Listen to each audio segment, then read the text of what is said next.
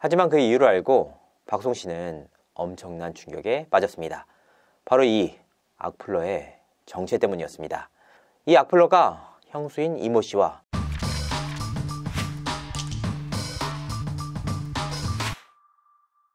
시청자 여러분 안녕하세요. 연예유통형 이주도입니다. 저는 앞서 박송 씨의 보험의 실체에 대해 방송을 한 바 있습니다. 그 내용을 간단히 정리하자면 박송 씨에게 들어진 8개의 사망보험, 보험 수혜자는 형과 형수가 지분 100%를 가지고 있는 메디아붐이었다. 그리고 이 메디아붐에는 형의 자녀들까지 임원으로 등재돼 만약 박송 씨에게 일이 생기면 보험료 역시 조카들에게 가게 된 구조다 라고 설명드린 바 있습니다. 이 내용이 공개된 이후 엄청난 파장이 일었습니다. 제3자인 대중들의 충격 역시 엄청났는데요. 그 내용을 최초로 확인했을 당시 당사자인 박송 씨의 심정은 어땠을까? 정말 상상하기 어렵습니다. 박송 씨는 해당 보험들이 실손보험 등으로 알고 있었다고 하는데요. 제3자도 아닌 가족에 의해 8개의 사망보험이 가입됐다는 사실을 알게 된 이후의 배신감. 사실 그 영역은 당사자가 아니고서야 설명하기 힘든 영역으로 보입니다. 이 과정에서 재조명을 받고 있는 발언이 하나 더 있었는데요. 바로 조카의 말이었습니다. 2012년 인터뷰를 통해서 나온 말입니다. 당시 박송 씨는 한 매체와의 인터뷰에서 결혼은 때가 없다고 생각한다. 내가 준비된 때가 결혼을 할 때 라면서 잘 키운 조카 하나가 누구도 부럽지 않다. 조카가 와서 삼촌 유산은 내 거예요 라고 하더라 라고 말을 한 바 있습니다.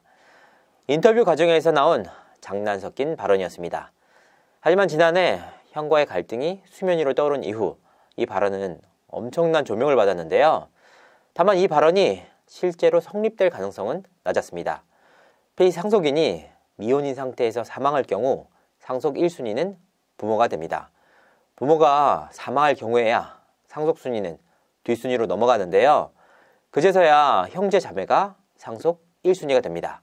형제 자매가 상속을 받은 이후 이 돈을 자녀들에게 물려줘야 비로소 유산은 내 거다 라는 조카의 말이 성립하게 되는데요. 여러 가지 경우의 수가 있는 데다가 상당히 시일이 걸려야 가능한 일입니다. 하지만 이번 보험건의 경우는 다릅니다. 실제로 박송 씨에게 일이 생길 경우 해당 보험금은 수혜자인 메디아붐으로 흘러갑니다. 형과 형수가 지분 100%를 가지고 있는 곳인데요.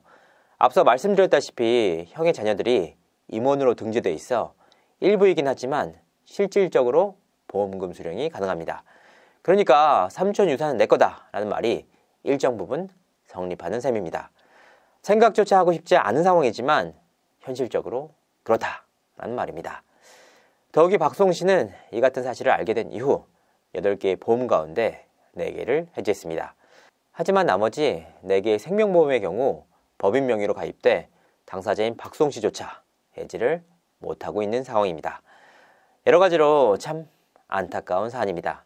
사실 저는 지난해부터 박송 씨의 관련 내용에 대해 취재를 이어왔습니다. 취재 과정에서 박송 씨를 향한 오해도 왜곡된 정보도 많다는 사실을 확인했습니다. 다만 이 내용을 법적 결과가 나온 이후 다루려고 했는데요. 하지만 재판이 길어지고 있는 데다 최근 취재 과정에서 사안이 너무 심각하다는 판단하에 취재 내용을 공개하기로 결정했습니다.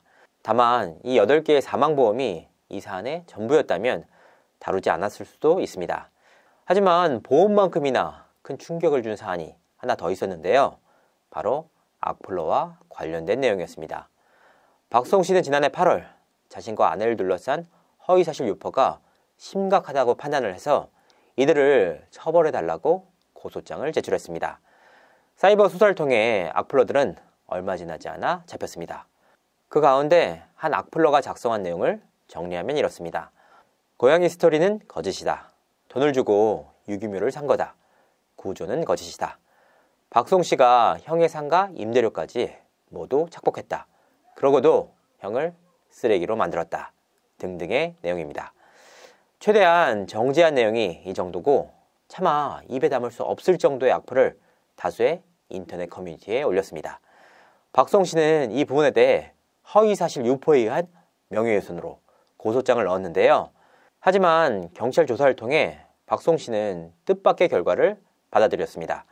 이 사안에 대해 경찰이 불송치 결정을 내렸기 때문입니다. 이 악플러가 올린 글들이 모두 허위 사실로 판단됐음에도 불구하고 나온 결정이었습니다. 하지만 그 이유를 알고 박송 씨는 엄청난 충격에 빠졌습니다. 바로 이 악플러의 정체 때문이었습니다. 소장 접수, 조사 단계까지는 이 익명의 네티즌이 박송 씨와는 전혀 관련이 없는 인물로 파악이 됐습니다. 이 네티즌이 올린 글이 허위였기 때문입니다. 하지만 수사 과정에서 이 네티즌의 정체가 밝혀졌는데요. 이 악플러가 형수인 이모 씨와 절친이라는 사실이 수사를 통해 드러났기 때문입니다. 여기서 말하는 형수는 큰형 박진홍 씨의 아내입니다. 그제서야 불송치가 나온 이유가 밝혀졌습니다. 이 악플러 A씨는 박송의 형수인 이모 씨가 얘기해준 내용 그대로를 믿고 다수의 인터넷 커뮤니티에 글을 올렸다고 주장했습니다. 이에 따라 경찰은 A씨에 대해 불송치 결정을 내리는 한편 허위 사실의 원 제공자인 형수 E씨를 소환했는데요. 실제로 지난달에 조사가 이루어졌다고 합니다. A씨의 주장대로 형수인 E씨가 A씨에게 허위 사실을 유포했다는 사실이 드러날 경우 법적 처벌을 피하기는 어렵습니다. 자, 형수가 박송 씨에게 어떤 인물입니까? 박송 씨는 평소 지인들에게 형수 같은 사람들을 만나라. 너무 좋은 분이다. 특히 어머니에게 하는 모습을 보면 정말 놀라울 정도다. 정말 형수님을 존경했고 칭찬을 넘어 극찬을 했다라고 지인들이 입을 모을 정도였습니다. 특히나 박송 씨가 엄청난 효자였던 터라 더더욱이 형수에 대한 고마움을 숨기지 않았는데요. 실제로 박송 씨는 어머니 형수와 함께 방송에 출연했을 정도입니다. 이 때문에 지인들도 말도 안 되는 얘기다. 처음에는 정말 못 믿었다 라고 입을 모았는데요. 그렇게 믿었던 인물이 뒤에서는 사실도 아닌 허위사실 유포했다는 혐의로 경찰 조사를 받고 있는 것이죠. 이 부분은 경찰이 어떤 결론을 낼지 지켜볼 일입니다. 다만 이 같은 상황만으로도 박송 씨 개인에게는 너무나도 가혹한 일의 연속인데요. 이런 상황 속에서도 오히려 박송 씨를 향한 왜곡된 정보만을 믿는 분들도 있는 것이 사실입니다. 저 역시 그렇습니다. 현재 인터넷상에 돌고 있는 내용이 사실이라면 박송 씨를 향해 문제 제기를 하고 책임을 지는 것이 맞다고 생각을 합니다. 다만 이 부분은 주장이 아니라 자료를 통해 명확하게 밝히는 게 맞다라고 판단을 하고 있는데요. 관련 자료를 취합하고 있고 검토하는 단계입니다. 가능한 빨리 사실관계를 파악해 시청자분들에게 전달드리도록 하겠습니다. 이상으로 이진호였습니다. 감사합니다.